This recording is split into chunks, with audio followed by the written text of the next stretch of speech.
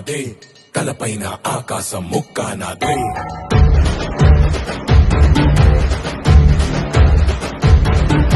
నన్నైతే కొట్టెటోడు భూమిదే పుట్టలేదు, పుట్టాడా అది మళ్ళా నేనే. నన్ను మించే ఎదిగేటోడు ఇంకోటున్నాడు చూడు, ఎవడంటే అది రేపటి నేనే.